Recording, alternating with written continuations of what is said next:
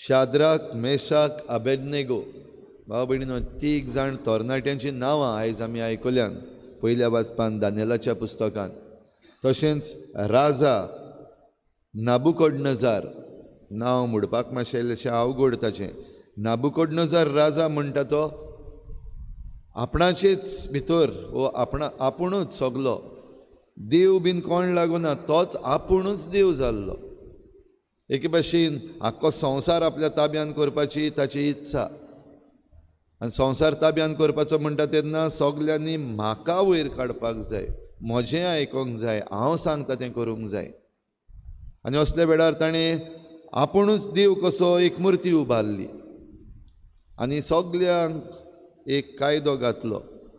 जेन्ना ही वेगवेगळीं वाजोंत्रां, मुजगाचीं वाजोंत्रां जेन्ना वाजलोलीं तुमी आयकतात, तुरतुरी, पिल्लूक आनी हेर सगळीं वाजोंत्रां वाजतात, तेन्ना तुमी सगल्यांनी सरपट पडून हे मुर्तेक नमस्कार करपाक जाय. तातूंत भितर येते एक जाण तरणाटे, तशेंच हे दुसरे जुदेव आसले आनी तांच्या शिकवणे प्रमाणे दुसऱ्या देवाक मुखार पांय पडपाक जायना. इस्रायला हो तुजो देव एकलोच देव, ताकाच तूं बसतलोय, दुसऱ्या कोणाक बसचो नाय. आनी ही आपली शिकवण पाळपाक हे तरणाटे फुडें शाद्राक, मेशाक, अबेदनेगो. आनी कित्याक ते आपणाक नमस्कार करिना, आपणाचे मुर्तेक नमस्कार करिना देखून तांकां खास्त आसली. आनी ही खास्त म्हणल्यार तें उज्याचें आकटें. जे कोण हो कायदो ओ ही आज्ञा दिल्या ती राजाची पाडिना, तांकां ह्या उज्यान उडयताले. येते एक जाण तरणाटे तशें करिना देखून तांकांय धरून उज्यान उडयले. उज्यान उडोवचे पयलीं नॅचरल जस्टीस आमी आयकता. नाबुकोडनजार राजा वायट मनीस, तरी आसतना तो तांकां सांगता, पळय आजून पासून चान्स आहा तुमकां. हाचे मुखार ही तुरतुरी, पिल्लूक आनी हेर वाजोंत्रां वाजता ती तुमी आयकलीं, रोखडेच तुमी हे मुर्तेक सरपट पडपाक जाय. अशें करपाक जरी तर तुमी तयार आसात जाल्यार सोडटा, जालें तें जालें, आतां सोडटा.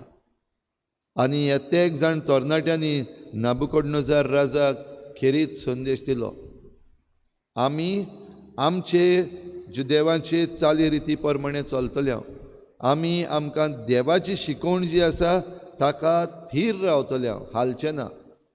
आनी तुज्यान आमकां उज्यान घालून वा आमचे कुडीक त्रास दिवन तें बदलूंक जायना, कित्याक आमचो देव आमचे बराबर आसा. जरी नाबुकोडनजार राजान सांगलेलें, जेन्ना हांव तुमकां ही खास दितलो तेन्ना खंयचो देव तुमकां वाचयता तें हांव पळयतलों.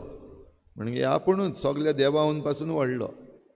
भाव भयणीनो, आमी पळयलां कितें जाता तें.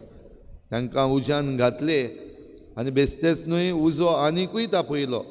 सदांच तापयताले दुसऱ्यांक, जे कोण करिनात तांकां उज्यान घालताले, ते भाशेन हांकां 7 पावटी अदीक. आनी असल्या भिरांतीन ह्या उज्यान चलून वचपाक येते एक जाण तरणाट्यांनी आपली घोठाय दाखयली, करेज दाखयली आनी गेले भितर. आनी ते भितर आसतना नाबुकोडनजार राजाक आनीक एक, आनी ताका घडये देवानी नॅचरल जस्टीस दिली. पळय कितें जाता तें.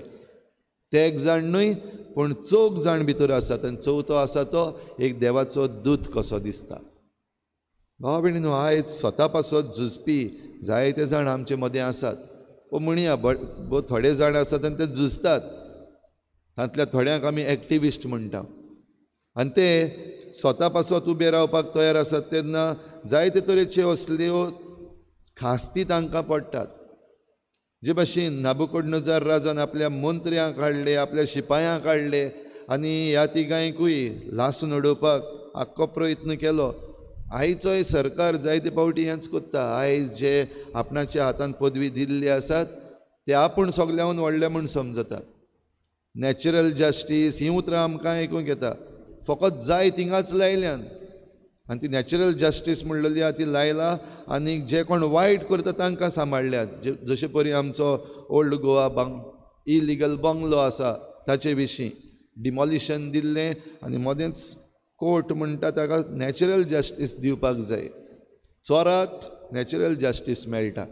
पूण जे कोण सारके आसात, स्वता पासत झुजतात, जे निसणटण जाता तें दाखयतात, वो लोकां पासत आपलो ताळो उबारतात, तांचेर नाका जाल्ले FIR आनी तांकां नाका जाल्ले कंप्लेन्स तांचेर पडटात. एके भाशेन उज्यान लोकयल्ल्या भाशेन तांकां. भाव भयणीनो, असल्या वेळार करपाचें कितें? जेजू आमकां शुभ वर्तमानान खेरीत भाशेन सांगता, स्वतंत्र जावपाक व स्वतंत्र करूंक हांव आयिल्लो आसा.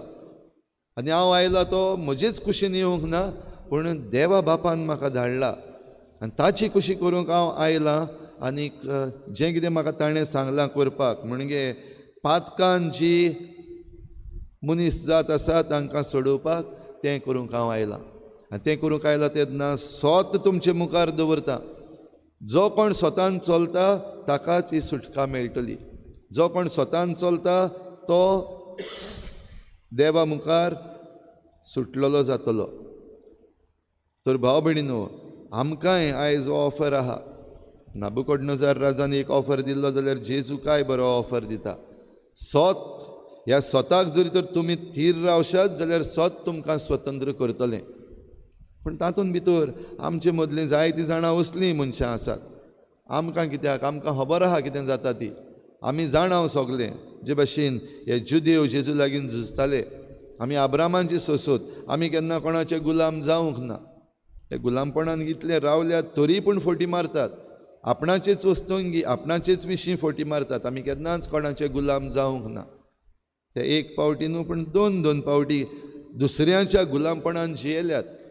म्हणल्यार तांची आख्खी पिळगा जी आसा, तांची संसद जी आसा, आनी तरी आसतना फोटी मारतात की आमी केन्नाच कोणाचे गुलाम जावंक ना. ह्यो फोटी आमकां आमचो सरकार मारता तो दिश्टी पडटा. सगलें जें कितें घडटा त्या विशीं आमकां आमच्या दोळ्या मुखार सगल्यो वस्तू आसात. आमचो वास्को पोर्ट आतां MPT आतां ह्या दिसांनी आनीक धुंवर भायर सरपाक लागलेलो आसा. लायमस्टोन हाडलेलो आसा. एकार एक वस्त येता तरी पूण ते फोटी मारतात की पोल्युशन जावचें ना, आमी तें राखून दवरतले, आमी तें सांबाळटले, आमी न्यू टॅक्नोलॉजी वापरतले. पूण पळयत जाल्यार कालच्याय दिसाक जें कितें घडलां ताचेर आमच्यान पळोवपाक जाता कसल्यो फोटीर फोटी मारीत रावतात. आनी असल्या वेळार भाव भयणीनो, आमी पोरजां आसा ती हेच भाशेन, ह्या जुदेवा भाशेन आमी जाणाव सगलें. आमचे जे ऑथॉरिटी आसा तांणी सांगलां तशें जावचें ना म्हूण, आनी आमी तांचेच फाटल्यान आसा, तांचेच गुलामपणान आमी जियेता. सुदरपाक आमी लोक जो आसा तो तयारूच ना.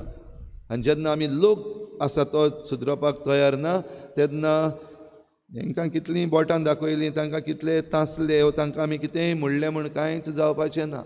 स्वत आमचे मुखार ना आनी स्वता प्रमाणे आमी जियेना जाल्यार आमी ह्याच गुलामपणान उरतले, ह्याच गुलामपणान आमी मरतले. ह्या पासत ऑफर आमकां आसा जेजूचो. स्वत मानून घेयात, स्वता वाटेन येयात आनी तुमी स्वतंत्र जातल्यात. जो कोण हें स्वत मानून घेवपाक तयार आसा ताणें हिंगा थिंगा पळोवपाची गरज ना. रोखडोच मागीर जेजू सांगतलो, आय एम द ट्रूथ, हांव स्वत.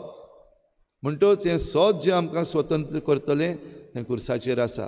आनी तो आमकां सोडयता, ती सोडवण जो कोण घेता तोच स्वतंत्र जातलो. जो कोण ही स्वतंत्रताय घेता तांकां मागीर तूं उज्यान घाल, नाजाल्यार तांचेर FIR कर, तांचेर फॉल्स केसीस घाल, नाजाल्यार तांची कनेक्शन्स कट कर, वो तांकां ट्रान्सफर करीत राव, कितेंय कर, तांकां कांयच वायट जावचें ना. देव तांकां सांबाळटलो. तर ही कृपा आमकां सगल्यांक, थोड्याच जाणांक न्हय पूण सगल्यांक आमकां ही कृपा फावो कर म्हूण, आनी आमकां ह्या सगल्या वायटांतले, फोटिंगपणांतले आनी गुलामपणांतले निवार म्हूण हे भेटेंत आमी मागुया.